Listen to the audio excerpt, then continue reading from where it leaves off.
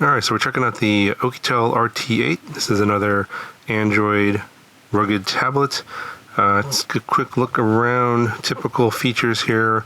You got this thick rubber material around the corners to absorb some shocks. This is waterproof. I'll talk about there a little bit more of that in a second. You have your ports that are covered here, these little rubber covers. You have a SIM and a micro SD card slot and your Type-C USB port for charging and data, and then you have two speakers here on the bottom side, and same on the other side here, two speaker grills here.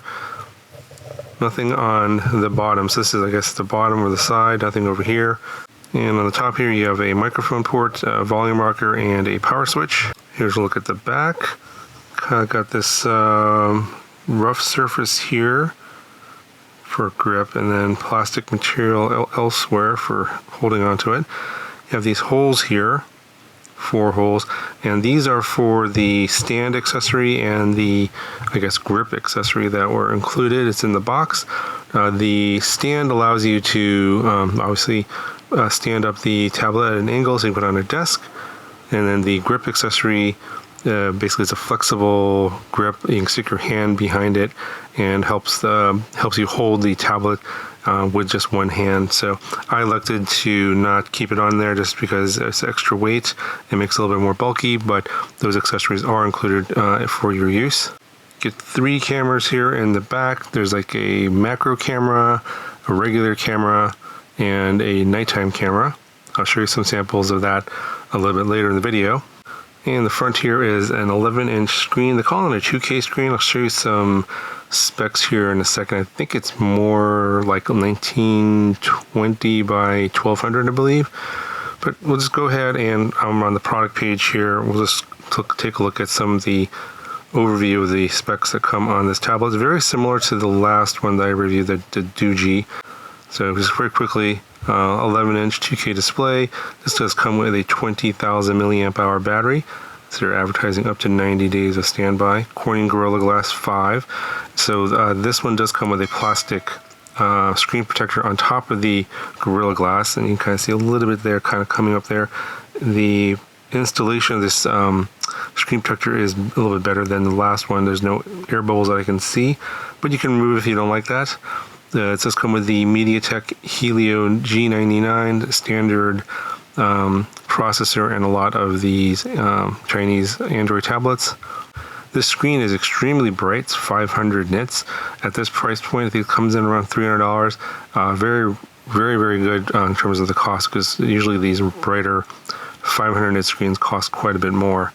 This is IP68 waterproof and IP69K dustproof, and does have the military spec drop rating. This comes with 6 gigabytes of RAM plus an optional 6 gigabytes of virtual RAM, so 12 total, and 256 gigabytes of onboard storage. It has a temperature rating of -45 to plus 75 Celsius, so a very wide range of temperatures you can use this in. As I mentioned, it comes with 4 cameras. The 4th one is the front-facing camera here. So here are the waterproof and dustproof ratings. It is drop resistant, not drop proof. I'm pretty sure if you throw this on the ground hard enough, you'll break the screen. But it should be able to absorb some other blows from these rubberized corners here. The waterproof rating is IP68, so which means it's able to stay underwater for up to 30 minutes in 1.5 meters or 5 feet of water. And what's kind of interesting is there is this underwater mode in the settings here for the camera.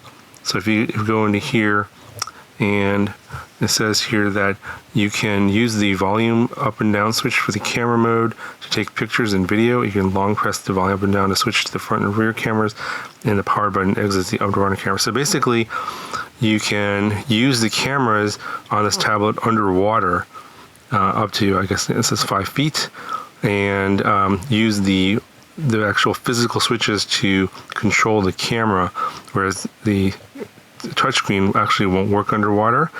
But if you want to control the camera, you can do that with this underwater mode, which is something kind of interesting. I haven't seen this in any other rugged tablet or phone, because technically you can use these underwater, submersed, and now you can get video underwater. So I suppose something like this could be potentially used in maybe a snorkeling situation, for example, if you want to get some video on your tablet. And this one does have, again, the very extreme temperature range. So very cold conditions or very, very hot conditions. This should be fine for those. In addition to the stand accessory and the grip in the back, there is this other strap that goes around and hooks into those same connections here. So you can see here, this is what it looks like on an example of what it looks like on somebody with that strap that's like a neck strap or whatever, shoulder strap. So you can, just hang the tablet on your back there over your shoulder, for example. So as mentioned, it does have a 20,000 milliamp hour battery, 90 days of standby time, and here's some examples of what it could, in terms of use. Now, I've been using this off and on for a few weeks now, and I think I've only charged it one time in the whole time that I've been using it, and this has been pretty much on continuously. So it does drain very slowly if it's not being used, if the screen is off, and I'm currently in airplane mode. So if you're worried about standby time, as long as you're not using anything that's going to be taxing the processor while it's standing by, it should last a really long time. Also, the USB-C does have fast charging at 33 watts, but it doesn't seem to have reverse charging that some of these other tablets and smartphones have. It does have a very large battery, which could be used as a power bank, but it doesn't seem like you can do that in this particular model. Okay, so in terms of the G99 processor, this is the, I guess, the Antutu score, if you're curious about that. I did talk about these G99 processors in previous smartphone and tablet videos. It's very common in these sort of low-end budget Chinese models, and they're ultimately not going to be beating any of the high-end flagship type phones out there. The latest and greatest stuff that those phones are costing pushing $1,500 these days. So this is running about $300, and yeah, I mean, for the money, it's very good performance, but it's not going to be beating out any of those $1,500 phones by any means. But it's it's going to be good enough for most daily activities for sure. So in addition to the onboard 256 gigabytes of storage, it does have a micro SD card slot that I showed you on the side, and it can take up to a 2 terabyte micro SD card if you want to expand that. The port could also be used for 2 SIMs instead, so you can do either 2 SIMs or 1 SIM and 1 SD card, or you just do 1 SIM if you want, no SD card if you want. And so there's it's a dual SIM slot, so you can swap in 1 SIM for the micro SD card. But if you want to do 2 SIMs, then you can't use a micro SD card on this one here. All right, so the front camera is a 32 megapixel camera. The main camera in the back is a 48 megapixel camera. The night vision camera in the back is 20 megapixels, and the macro camera is 5 megapixels. So again, this one does not have a lot of bloatware on here. In fact, pretty much nothing was installed other than your standard Google apps. But they do have these tool bag apps that were installed, like a compass, protractor, etc. Some of these are basic tools, so you don't have to actually find these on your own. These are included out of the box. They don't take up a lot of space on the storage, but those are some small things that are included, and not really bloatware like things like antivirus, that kind of thing. But if you're worried about having to delete a bunch of stuff, you don't have to worry about that on this particular model. Okay, so this does have a built-in GPS. So if you're wondering if you can use this with your drone apps like your DJI, etc., some of the drone apps that require GPS, this will work with that. All right, so again, some of the basic information that I mentioned earlier. If you want to pause the video, you can read that here. And just do want to point out the height or the dimensions here, and also the weight.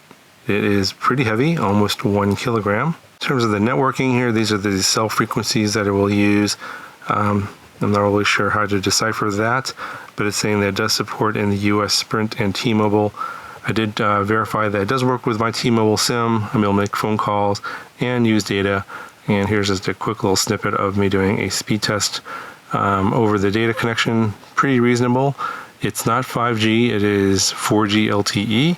So some of the bands that you could be using for 5G are missing on this one, of course, because it is not using the latest and greatest, stuff in terms of networking, but it's stuff from like basically like a year or two ago. And for most people, it's going to be good enough in terms of phone calls and data. If you're in some other countries here, like Germany, Japan, etc., here are some of the things that are listed. So just talking about the cameras on here, quality is pretty much what you expect from a basic budget Chinese smartphone or tablet. You've seen these on plenty of my other previous reviews. They're limited to 2.5K or 1440p, so no 4K video. Very basic photos and video.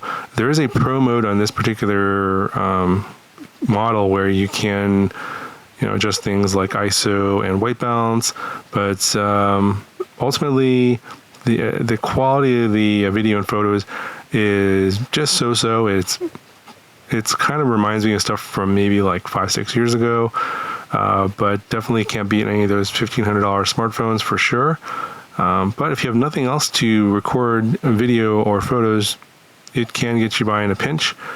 The macro camera only takes photos, it doesn't do video, and it's basically it could be used for things where you want to zoom in on like small electronics, for example, things that are really hard to see. So I could potentially see it as maybe being useful for some people that want to zoom in on stuff, for example.